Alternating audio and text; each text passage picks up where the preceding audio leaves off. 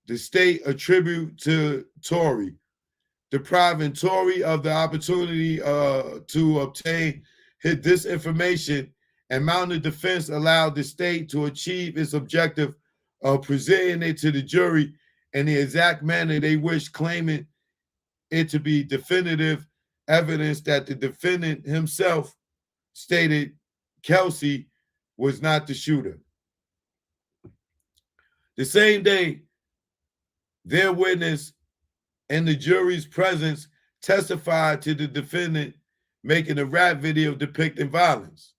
A few days later, on December 2022, the people threatened to introduce this very video and or lyrics, as well as other rap lyrics by Tory Lanez, the defendant stage persona, if the defendants testified.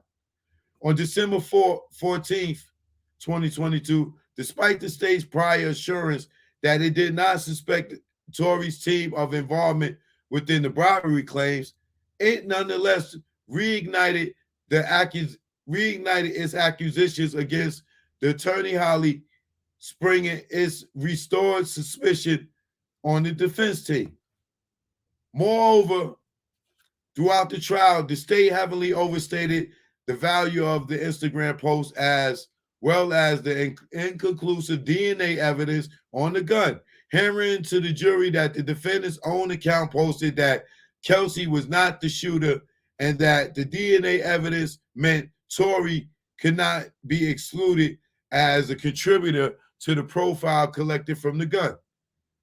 The people similarly presented evidence of a history of criminality attributed to the defendant, which they knew to be false based upon their own investigation, using it to inflame the jury against them. Additionally, the defense witness, Kelsey Harris, evoked her Fifth Amendment privilege against the self-incrimination when called to testify at the trial, but was then extended an offer of immunity in exchange for her testimony. Despite this immunity, she nonetheless faulted, pleaded lack of recollection, and otherwise avoided testifying. This allowed the people to request that the entirety of Kelsey's 80-minute September 22 interview with the prosecutor be played for the jury, though she contested the truth of many of the statements made therein, and the defense had never received a copy of the transcript of the transcribed interview prior to the trial. Yo, they did Tory like they did R. Kelly. They held all the evidence into the trial.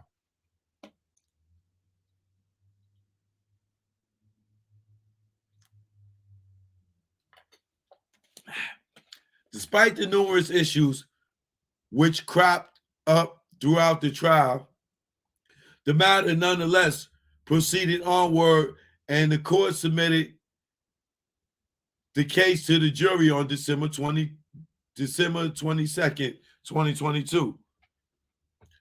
On December 23rd, the jury returned with its verdict, finding the defendant guilty as charged on counts 1, 2, and 3, finding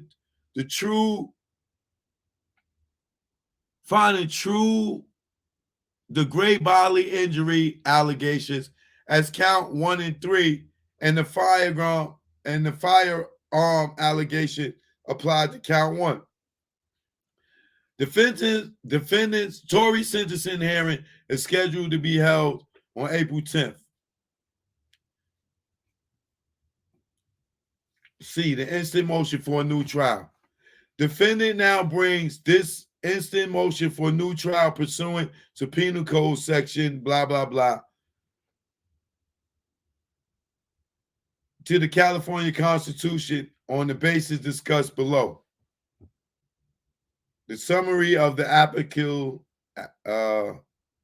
number 3, the summary of the applicable law. A motion for a new trial is statutory right which may be invoked by any convicted defendant before judgment pronounced. Before judgment is pronounced. Oh shit, I didn't know that. So a motion for a new trial is a statutory right which may be invoked by any convicted defendant before judgment is pronounced. Oh, so before they give him his sentencing, he could have a new trial. While it is in the exclusive province of the jury to find the facts, it is the duty of the trial court to see that this function is intelligently and justly performed. The People versus Robarg. The court assesses this necessary function by ruling upon a defendant's motion for new trial. A motion for new trial may be made ordinarily only on the grounds in penal code, blah blah blah. The statutory grounds listed include errors of law made at trial and prosecutorial misconduct before the jury. Despite the limiting language found in section blah blah blah, courts may also grant a new trial on a non-statutory grounds if the error complained of affected the defendant's right to a fair trial. The People versus Sherrod, as well as the People versus Winnigan and the People versus Cardenas. Exception to the rule occurs where strict adherence to the rule would deny the accused due process of the law. A new trial is warranted when, on examination of the entire cause, including the evidence, the court concludes that the error complained of has resulted in a miscarriage of justice. In determining whether a state law error amounts to a miscarriage of justice, California courts applied the Watson standard of prejudicial error. Under the Watson test, a miscarriage of justice occurs if it is reasonably probable that a result more favorable to the defendant will have been reached in the absence of the error. The People versus Watson and the People versus Williams. So they use all these as examples. What you call it? All right, improper admission of Exhibit 40A, the Shade Room Instagram post. At the 13th hour on the December 13th, the People sought to introduce a screenshot of an Instagram post from September 25th, 2020. The Shade Room, an entity unrelated to any party, published a post which contained a screenshot of a comment published by another non-party, Ludu Juma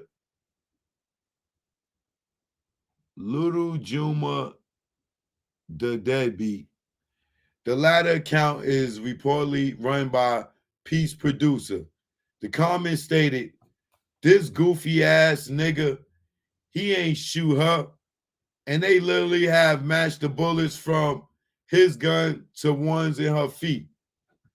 The caption to the image was purposely authored by the Shade Room, reads as follows. Hashtag Megan Thee Stallion's producer alleges that authorities have matched the bullets from Tory Lanez's gun to the ones found in her foot. See earlier post. See Exhibit 40A. The redactions above reflect those made to the exhibit. In the comments to the post, a user going by the name Spliff K wrote, "People saying Kelsey shot her," to which the account Tory Lanez, which the People allege was authored by Tory Lanez, although numerous staff members had access to the account as well. Reportedly replied that's not true. See Exhibit 40 and 40B. A screenshot of Tory Lanez's Instagram account.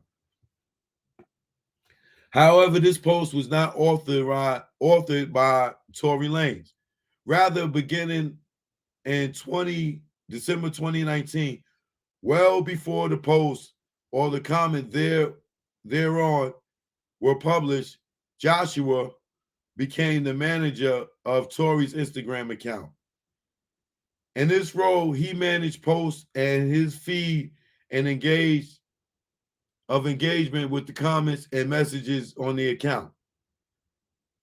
Specifically regarding the post admitted as Exhibit 48, he states under oath that on September 20th, he accessed the account and his customary practice. In doing so, he reviewed a post that published by an account, The Shade Room. The post at issue herein, he proceeded to review the caption associated with the published post. He further reviewed the comments associated with the September 25th, 2020 post by The Shade Room. Found the comment by an account at Spliff K described above. Without consulting with Tory, Farris affirms to the comment, he replied, "That's not true."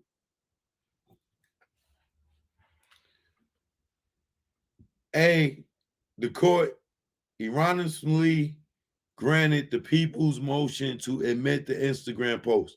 On December 15, 2022, the court ruled on the people's motion to introduce the Instagram post, relying on the case law cited by the people in their motion, as well as another case.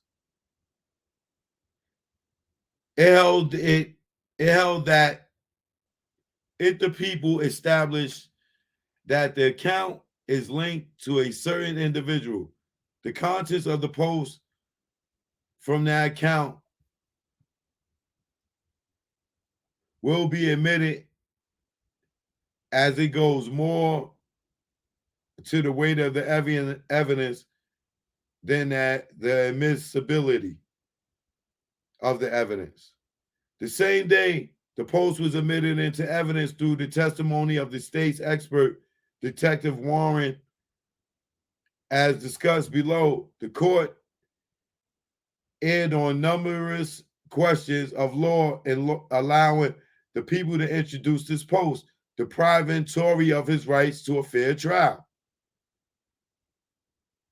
The post was admitted in violation of the statutory notice requirements. Section 1054 governs the scope and process of criminal discovery in this state. People versus Superior Court Merez. Quoting People versus Tillis. This statutory duty is wholly independent of the duty imposed on prosecutors to under the Brady versus Maryland in 1963, which requires prosecutors to disclose exculpatory material evidence to criminal defendants. Izaga versus Superior Court. This statutory right to discovery is an outgrowth of the defendant's right to a fair trial, including the right to prepare and present an intelligent defense in light of all relevant and accessible information, not just exculpatory information. The People versus Lutenberg in 1990. So they got all these examples why all these people got new trials for the same goddamn thing. For the same thing they did to Tory. They got a gang of examples why he should get a new trial.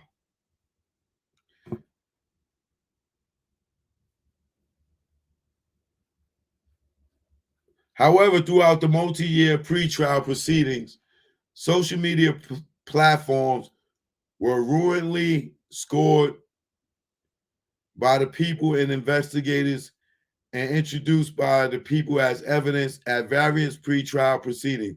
For example, the people were aware of social media's impact on this case as early as February 23, 2022, if not earlier, when the people alleged that the defendant violated the protective order by alleging leaking DNA evidence. These allegations surrounded the people near immediate discovery of a Twitter post by another non-party DJ academics. The state's instant knowledge of DJ's academics post provides, the state's instant knowledge of DJ academics post provides strong evidence to support a finding that, at a minimum, the state should have known of the Instagram post in question prior to December 13th, 2022. Whalen 56, when Pete was asked, have you ever turned over to the district attorney stuff that the defendant posted online? She testified, every time a blog that's his friend posts something, I send it. Yes, I send it to them. Specifically, she referred turning over posts from July 12th to July 16th, 2020. When defense counsel pressed, I want to know what discovery was turned over to her by the DA.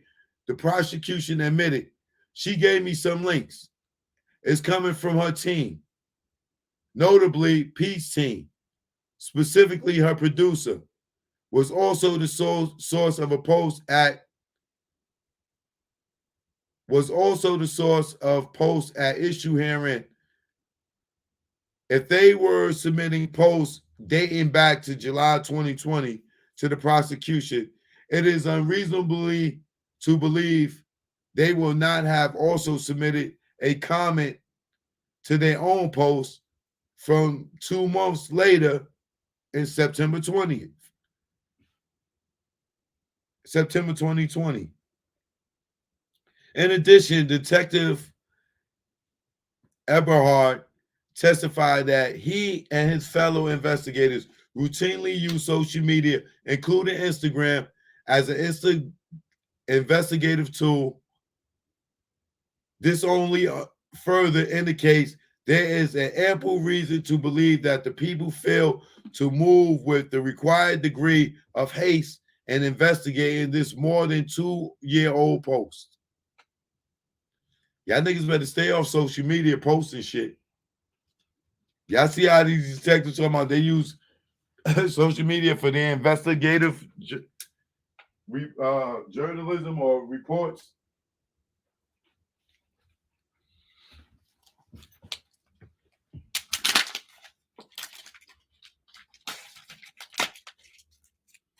Cookie, what up, Cookie?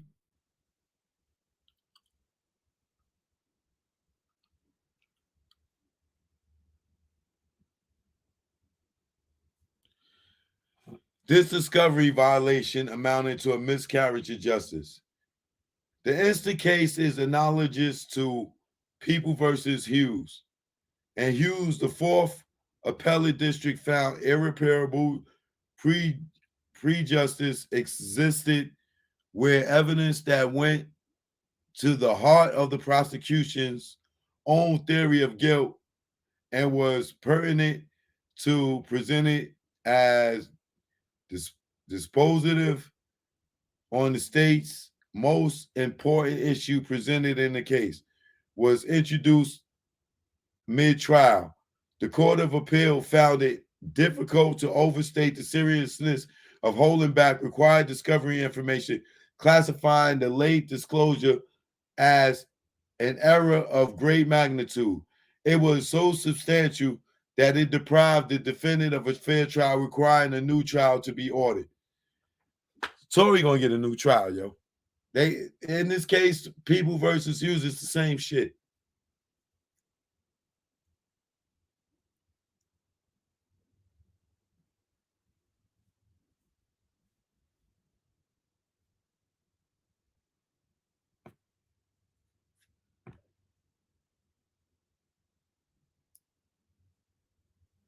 Regarding ownership, to the author in a reposted claim that the firearm used in Peace shooting belonged to Tory,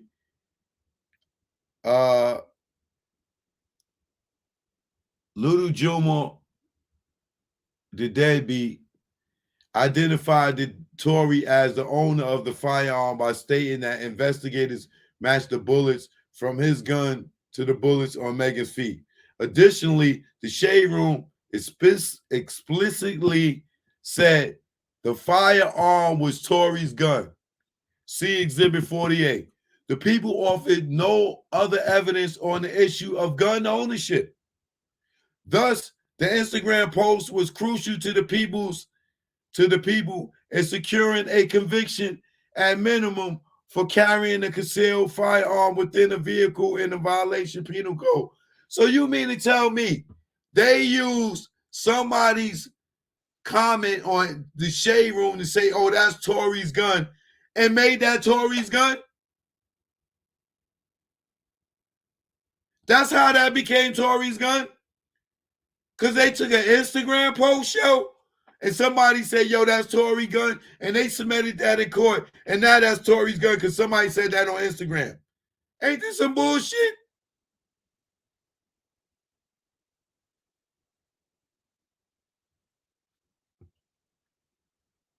As the only evidence the state presented on this issue, its erroneous admission unquestionably improperly impacted the outcome of the proceedings to Tory's detriment.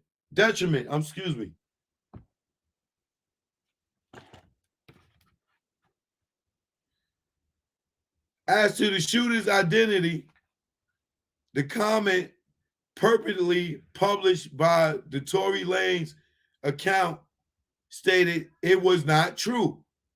That is the primary alternative. That is the primary alternative suspect. Kelsey was the shooter. The people identified this portion of the post as being important to the position and used it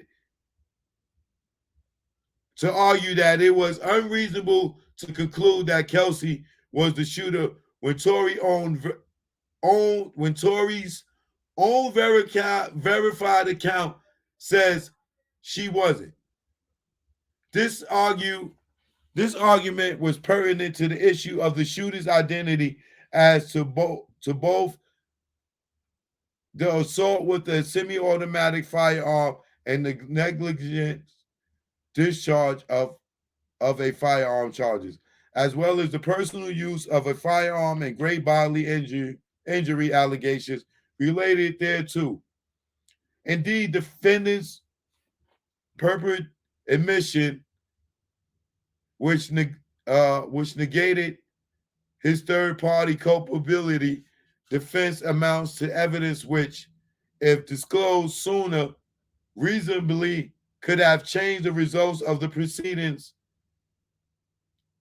And as an example, they used the People versus Mora.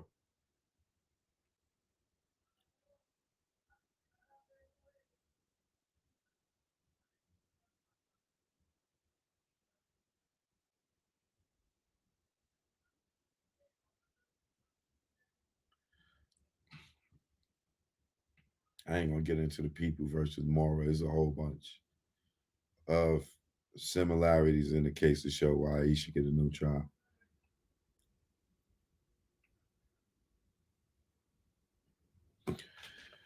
The post amounts to inadmissible and inherently unreliable hearsay, not subject to any expectation. Subject to any exception, my bad. So the post amounts to inadmissible and inherently unreliable hearsay, not subject to any exception. California Evidence Code, blah, blah, blah, defines hearsay as a statement that was made other than by a witness while testifying at the hearing, and that is offered to prove the truth of the matter stated. Except as provided by law, hearsay evidence is inadmissible. Hearsay is generally excluded because the out of court declarant is not under oath and cannot be cross examined to test perception, memory, clarity of expression, and veracity. And because the jury or other trail of fact is unable to observe the declaration's demeanor, meaning all that shit that they got from the shade room, y'all gotta throw all that shit out. The shade room ain't on no goddamn trial. They ain't here. And y'all use that to convict him? To say that was his gun? Because somebody typed it on the shade room?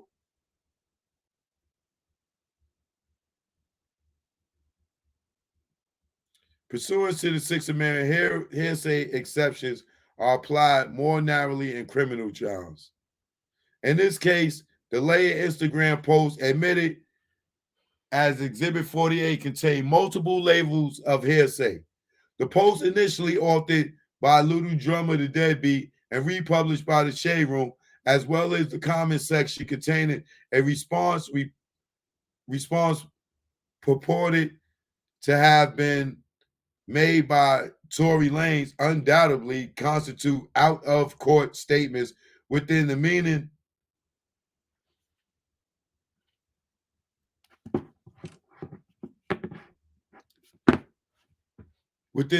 of evidence, blah, blah, blah. Further, the statement, Little Juma the Deadbeat statement was his gun that was used in the shooting was offered for the truth of the matter asserted.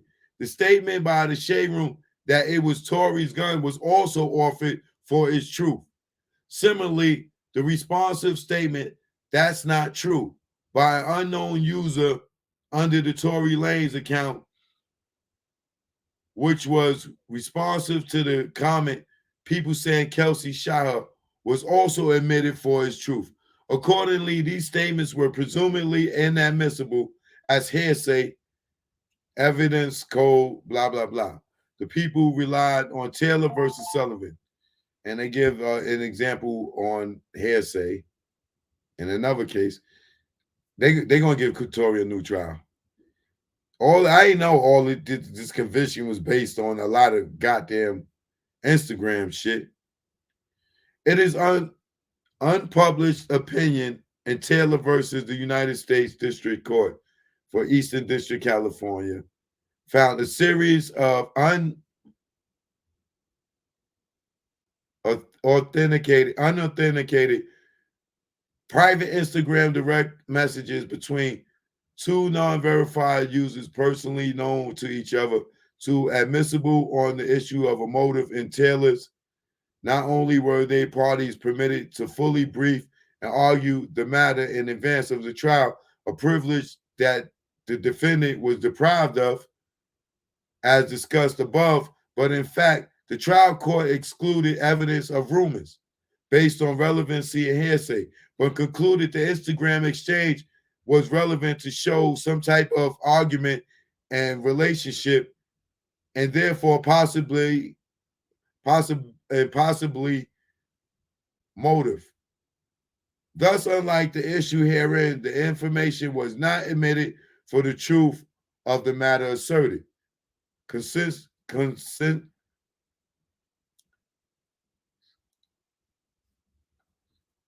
Consequently, the court's decision in Taylor's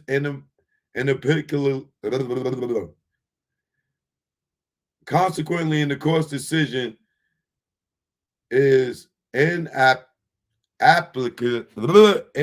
I know this word.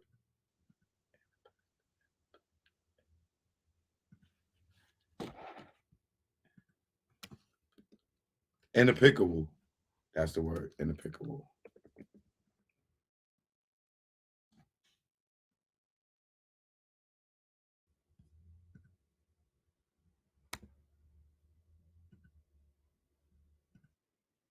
inapplicable,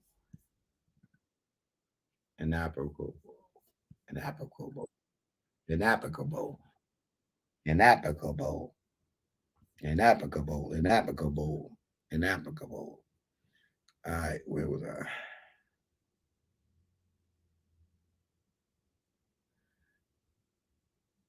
Are inapplicable to the issue presented by this case. Similar and Valdez is distinguishable and non-persuasive in consideration of the instant facts. Striking. Valdez was decided in 2011, making it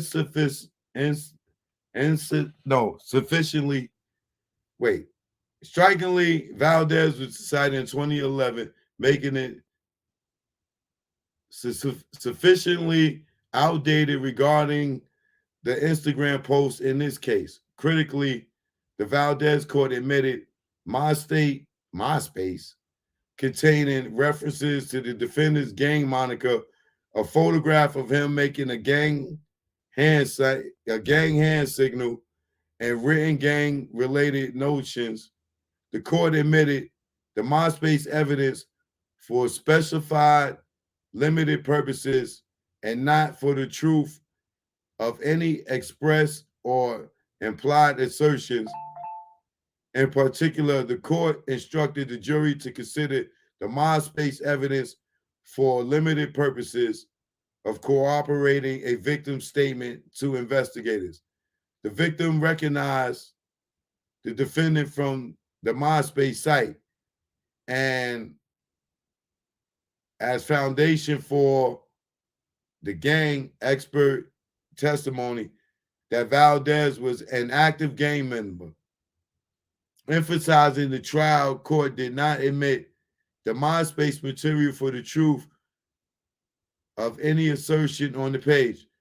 Further, the adequacy of the authentication of the single user MySpace account was the crux of the court's determination that the evidence strongly suggested the page was the defendant's personal site and that the page was password protected for posting and deleting content, which tended to suggest the owner of the page controlled the posted material. Plainly, not only was Valdez's case inapplicable, as it does not pertain to the admission of social media for hearsay purposes, but the authentication based on factors relied upon by the Valdez court are also wholly inapplicable to the account here. A verified brand, business, or celebrity account that is operated by an entire social media team, not a sole individual. Describing persons other than the defendant as having exclusive access to the Tory Lanez account. Glaring, the post admitted, and the KB 23 California contained photographs only, containing facts that conclusion of the case equally distinct. In that case, the court expressly distinguished between the text of the post and the image, ordering the captions associated with the photographers be redacted as hearsay. They got too many examples, yo, as far as that hearsay going with social media.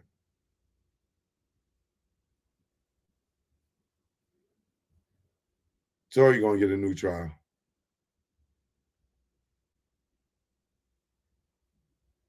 No authentication, no authenticate.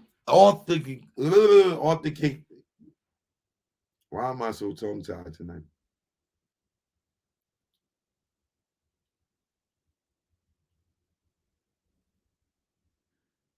No authenticity or authentication whatsoever was provided for the Shade Room post, nor for the comment originally authored by Little Juma the Deadbeat.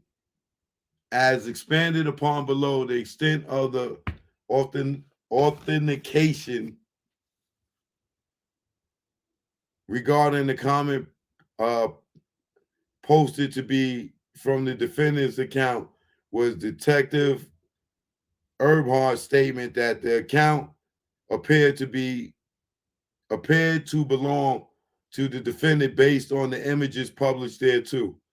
There was no further testimony that he had reviewed the password protection status of the account, nor the further confirm, nor did he further confirm the identity information linking the account exclusively to the defendant.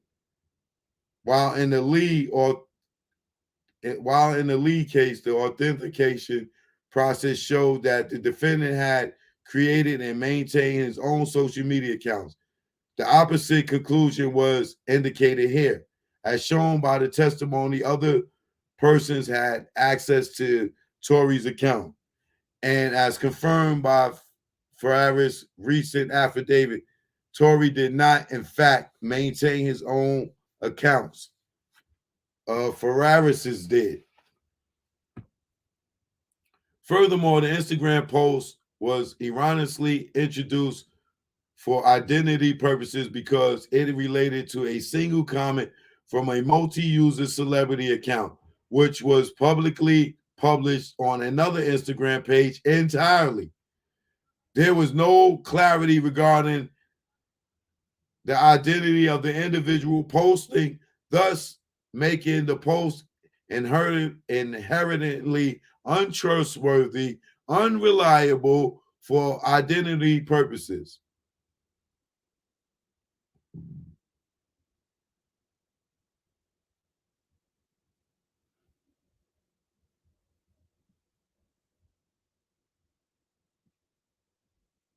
Another case.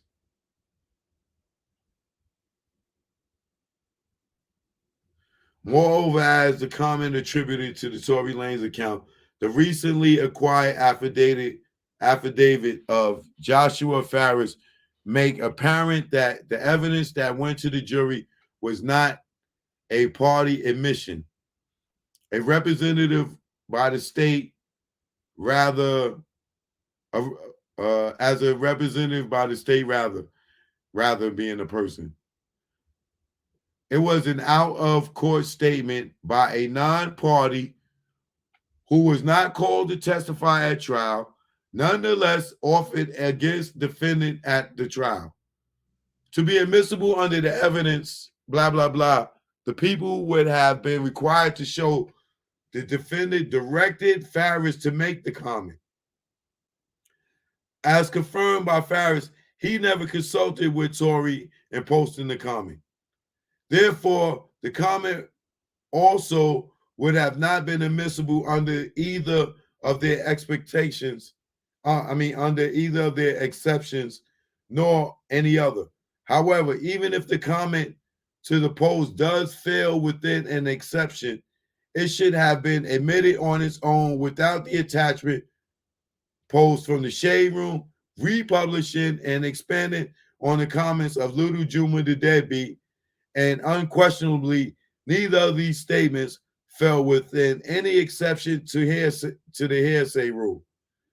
The trial court must exercise its discretion pursuant to Evidence Code Section 352 in order to limit evidence into its proper uses.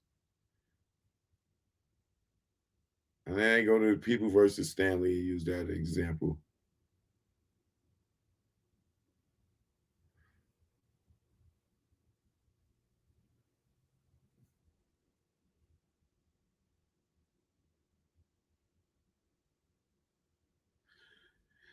All right, so number 4 on this, the hearsay evidence was improperly introduced through expert testimony. And in this case, not only was the information presented in the Instagram post inadmissible hearsay, but its admission through Detective Eberhardt's testimony violated established case law. And their People versus Sanchez. The Supreme Court held that when expert testimony incorporates hearsay as the basis for the expert's opinion. An additional inquiry is required to determine its admissibility. After Sanchez, reliability is no longer the sole touchstone of admissibility, where expert testimony to hearsay where expert testimony to hearsay is at issue. Admissibility, at least where case-specific hearsay is concerned, is now more cut and dry. If it is case-specific fact and that the witness has no personal knowledge of it, if no hearsay expectation applies, and if the expert treats the fact as true, the expert simply may not testify about it. The underlying fact also may not be included in the hypothetical question posed to an expert unless it has been proven by independently admissible evidence. Case-specific facts are those related to particular events and participants alleged to have been involved in the case being tried. The expert is generally not permitted to supply case-specific facts about which he has no personal knowledge. Rather, the parties must establish such facts, calling witnesses with personal knowledge of these specific facts.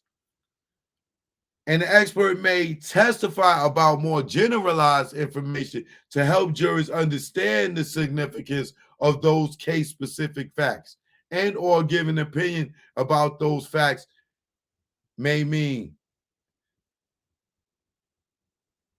Here, Detective Eberhardt was called to testify and presented his credentials to the jury as a 22 years experienced officer and 14 years experienced detective supervisor with the Los Angeles Police Department, who in investigations looked to social media, including Instagram, as an investigative tool.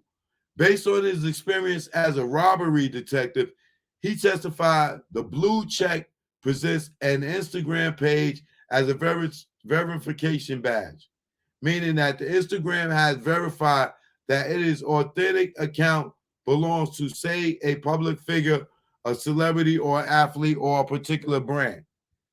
The people then asked Detective Eberhardt to read hearsay statements in open court. Detective Eberhardt testified in a response to the hearsay statement. People said Kelsey shot her. The Tory Lanez account responded, "That's not true."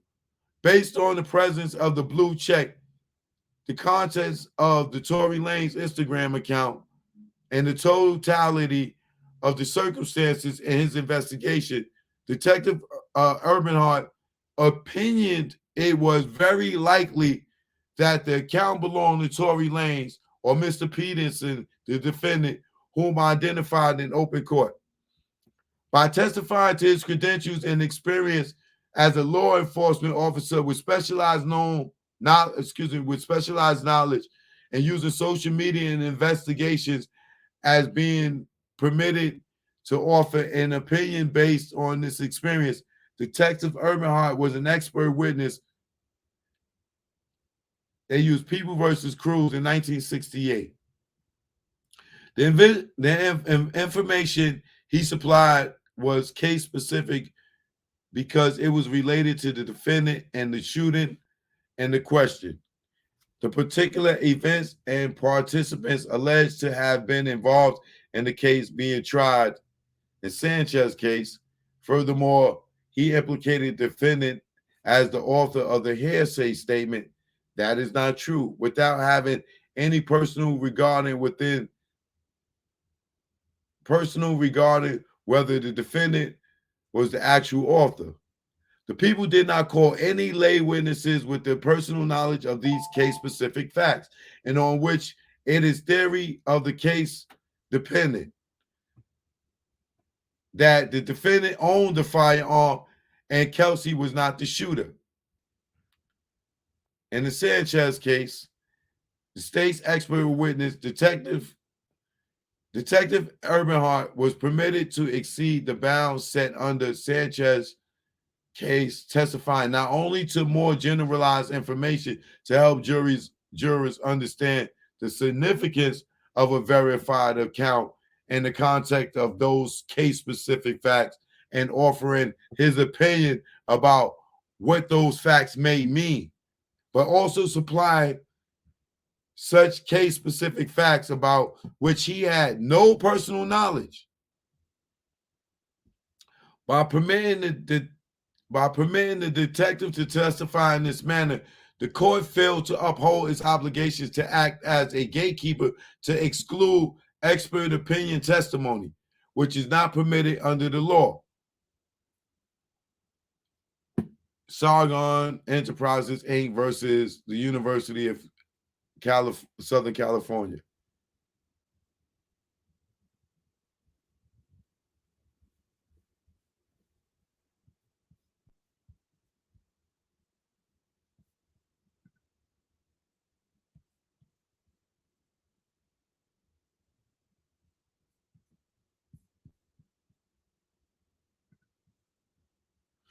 All right, number 5. These errors of law pertaining to the evidence introduced through Instagram posts resulted in a miscarriage of justice. As with the erroneous ruling on the People's Discovery violation, the court's improper rulings in admitting the hearsay written Instagram post via Detective Urbanhart's testimony also deprived Tory of a fair trial and therefore amounted to a miscarriage of justice. Therefore, Tory must be afforded a new trial. Even if the improper admission of the Instagram post and the Detective Urbanhart's testimony on the same had not amounted to a deprived or amounted to a deprivation of Tory's fundamental rights, the post and detectives' inadmissible testimony thereon were crucial to the people's case against Tory. The prosecution relied on the post and the detectives' testimony in making this case against Tory. The post was the exclusive evidence offered to show that Tory was carrying a concealed firearm at count number 2. The portion of the post from the Tory Lanez account was introduced as an alleged admission that Tory owned third-party culpability defense to counts 1 and 4, assault with a semi-automatic negligence discharge of a firearm, respectively, was faulty. And allowing the post to be introduced mid-trial, defendant was deprived of an opportunity to properly counter the post contents. The jury was never provided an adequate limiting instruction. Accordingly, as with the discovery violation, it also nonetheless reasonably that the result more favorable to Tory would have been reached.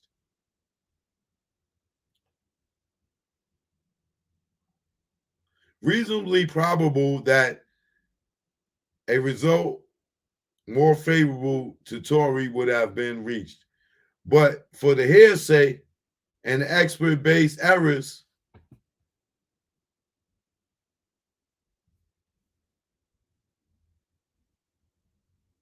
and then they go into another case, assessed under the per standard applied to erroneous rules which deprive a defendant of a fair trial, or the prejudice standard outlined in Watson's case, defendant suffered a miscarriage of justice by the omission of the post and Derek Eberhardt's testimony, requiring he be afforded a new trial.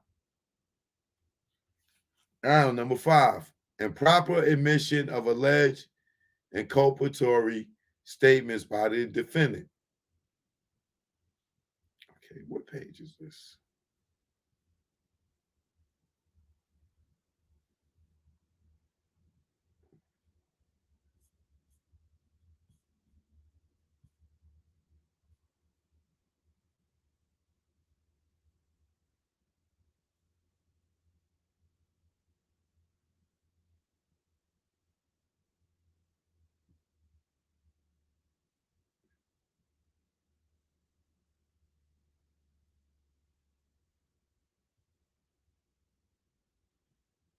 Okay, this page.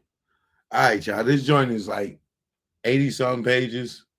I'm gonna stop right here for now. And then I'm gonna come back with it tomorrow because it's late. It's almost 11 o'clock. I know y'all getting tired. I'm getting tired. But we're gonna get back to this tomorrow. And I will start with the improper admission of alleged inculpatory statements by the defendant.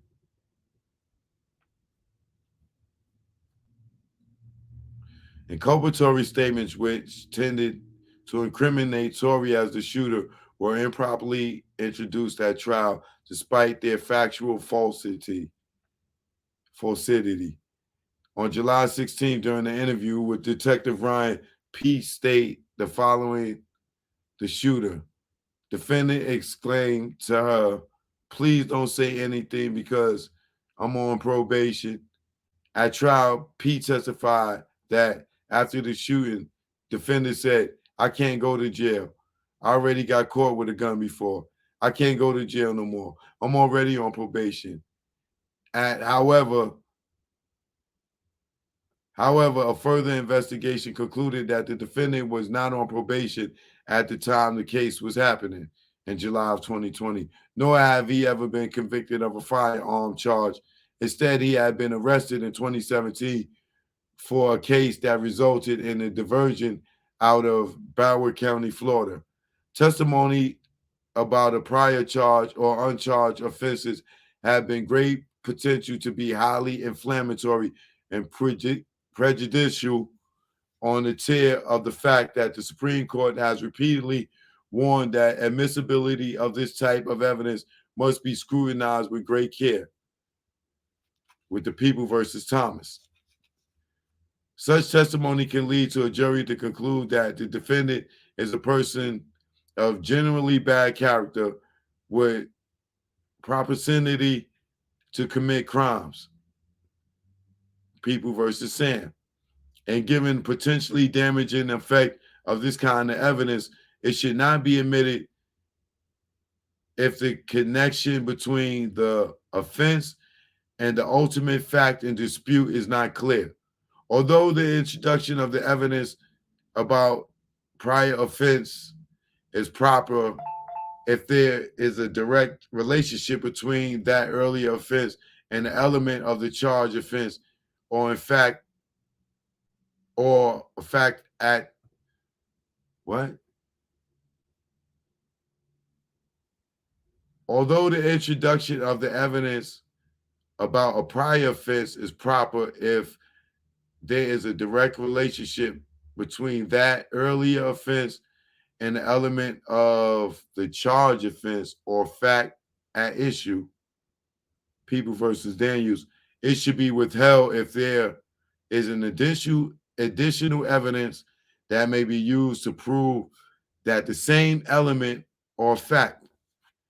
At trial, the defense elicited testimony from Detective Stronger regarding the deposition of the defendant's earlier interaction with the criminal justice system, during which he described investigating defendant's background and learning that he was not, in fact, on probation, nor did he have any information that he's ever been on probation at any time.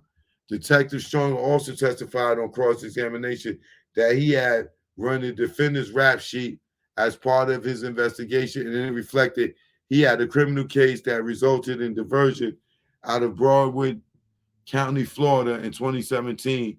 However, this testimony was insufficient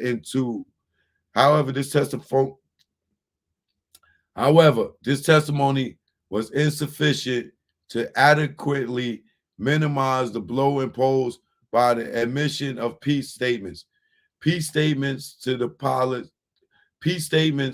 police and testimony at trial was wrongfully painted the defendant as a gun-wielding career criminal despite their minimal value regarding whether he was the shooter in the case. Even if the people's version of events were to be accepted as true, their position amounts to what is more appropriately described as a singular incident of domestic violence between two feuding former paramours, not a criminal on the spree of a gun violence. By enormously presenting defendant in false light, the evidence evoked an emotional bias against him while also having very little effect on the issue of his guilt as to be charged offenses. The People versus Thomas.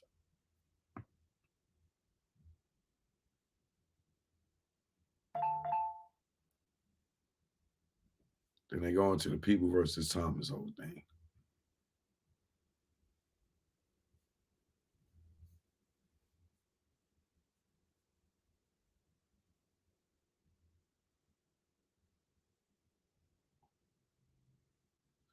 All right, I'm going to stop here. I'm going to continue on 6, violation of defendant's right to counsel.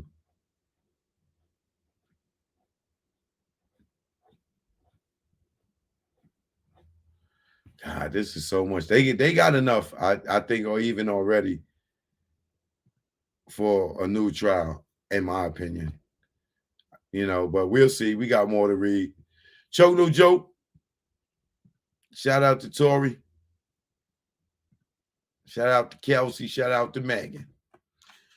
We're going to see what happens here. All right. Woo, baby. It's crazy. Choke No Joke. I'm out. I'll see y'all tomorrow. Choke No Joke out here in DR. My man Delvin. See him? Yeah. In Dominican Republic. All right. Yeah. We here. Yeah.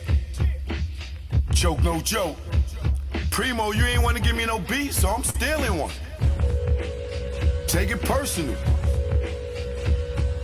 You know you my guy, Primo, love you. You gonna give me a beat after this one. I never thought that you would cry at me, go against me, and backstab. Third eye is strong, word is bond. Put you on the fakes, and now you won. I gave you support, and you play me. For those who play with butt, yeah, I'm talking Breakfast Club, Revolt, whatever. All I know is birds of a feather. Hang with those that they hate. Once the realness, now you fake, and I see through you. What you gonna do when they book you and your Duke shoot? I know you think I'm expose you. This ain't no threat, take it personal. Choke No Joke. 2023, it's on me. You hear me? 2023 is on me. They say, why I don't come around the game? Cause all y'all do is undercover gay. And I don't play those fucking games. Yo, stop the track, I'm fucking Slay. Rest in peace, K. Slay, man. Let's get to the next one.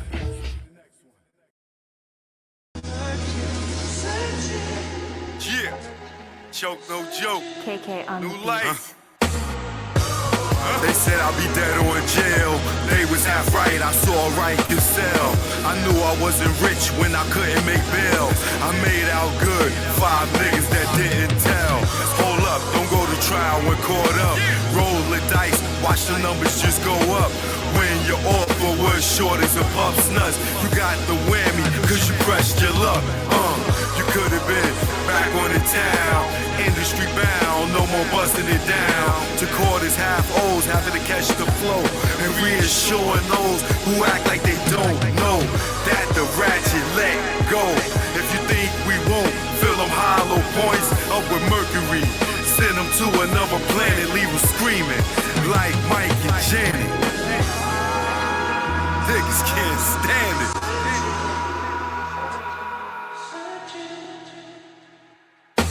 I felt champagne with Ross running the game. When I was locked and the CO jumped in my face, talking gangster, nigga. Like I'm not a fucking gangster, nigga. But you got it in here, cause the odds ain't fair. Cause you got that walkie and that button right there. But after 8 hours, you leave here. And that's when you friend, it's not fair. You shoot at the range, we shoot when in range. Roll up in that range, your face look real strange. The look on my face is I got that aim. Before you reach, you feel the pain. Blood stain, calculate to your brain. You been licked by that thing. In the game of death, that's what you get when got game. It's a method to the madness, how I bring the pain of one that's not sane. Choke, no joke, I do my thing. Can't hang. They say you're nobody until they kill you. I'm somebody alive, guess that make me an ill dude. Made my name before the funeral, considered a legend and still make moves. They know you when you gone, they know me when I'm on. All over the board, you restricted, you pawn. You wouldn't cut a lawn, blow a candle at dawn. Choke got it going on like fuel. Some of you fools is more ass than mule. Never rule like Rick, but Mona Lisa in your crib. Haters mad cause I'm doing what they wish they did. Without the rock, it's still gunning like Chris. Nigga try to block, I tomahawk this shit. Nigga looking down at me, now he looking at dick. Pause, that's just the term and shit. It's choke, no joke. Nigga, I'm lit. Fired up.